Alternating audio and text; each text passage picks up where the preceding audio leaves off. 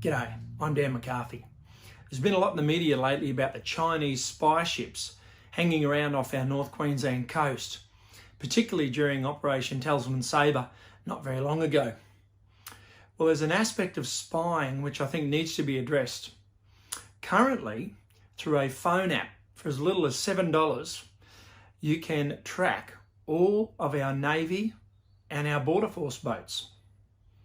Yep, ridiculous. I'm a mariner myself and I understand how important it is to be able to see what other boats are on the water. I use the Marine Traffic app on a daily basis. But it's there primarily for safety. But our Navy and our Border Force guys are trained to the highest standard. They can navigate very, very well and they can operate quite safely without their visibility being in the public domain. People can literally sit across the other side of the world in the comfort of their lounge chair and see where all of our strategic maritime assets are at any given moment. I think it's too far. You can even set those apps so they send you notifications that every time one of our warships or one of our Border Force boats leaves a port, you get an email notification. When they drop anchor somewhere, you get an email notification. When they arrive at a port, you get an email notification. I'll show you what I mean. Just go in here to my notifications. You can see a list of them there, heaps of them. Roebuck Bay, noon position report. Cape Fulcry, noon position report.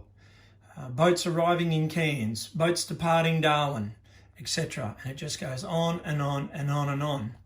And that's just from me tracking a few of the boats. Now I'll open up the app here and have a look. Just zoom in on the Port of Cairns. We'll go here. Right over here we have, up the creek in Cairns Harbour, we have the Roebuck Bay, one of our Border Force boats. Right there.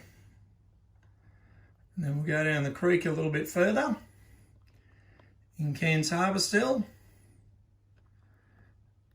Just along here we have another one of our Border Force boats, one of our Cape class boats. It's come from Darwin to Cairns. And we'll just zoom out here for a minute. Let's go and have a look at Darwin Harbour. Go and have a look here at Darwin Harbour.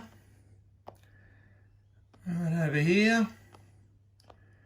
See alongside the wharf there. We'll just load up here in a second. Oh, eventually, here we go, to load up. We've got a couple of our Cape class Border Force boats alongside in Darwin Harbour. Oh, having internet issues, it doesn't want to load. There you go, hope you can see them there anyway. Now we'll just zoom back out, just over the ditch there a little bit from Darwin. We have all these boats here in Indonesia. A lot of fishing boats, a lot of people like to incur our Australian waters. Now just on the notifications here, you can have a look here and you can track some of the boats if you like. You can see all our Border Force boats there, so you can see where they are at any given moment. Have a look at the Cape York there. Just click on that and you can see there it was, here over in Darwin. Personally, I think this is far too much public exposure for our strategic maritime assets. And that's why I've written to Defence Minister Peter Dutton and asked him to make our boats, all of our Navy boats and our Border Force boats, have them in silent mode all of the time.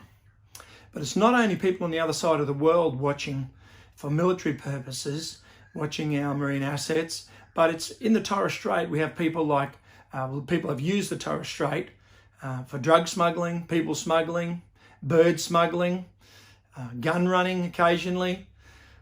So why on earth would we notify those people where our strategic assets are? Yes, they can already go offline, go into silent mode at different times. But why would you allow the other ones that are on the slip in Cairns for maintenance, alongside the wharf in Darwin, Perth, Adelaide, Hobart, or anywhere else? Why would you allow those that information to be out in the public domain to be available to those that are up to mischief? So, and all of that's available for a $20 phone app. So I think it would be prudent that our government take some steps to hide the whereabouts of our strategic assets at all time. So I look forward to the Minister's reply.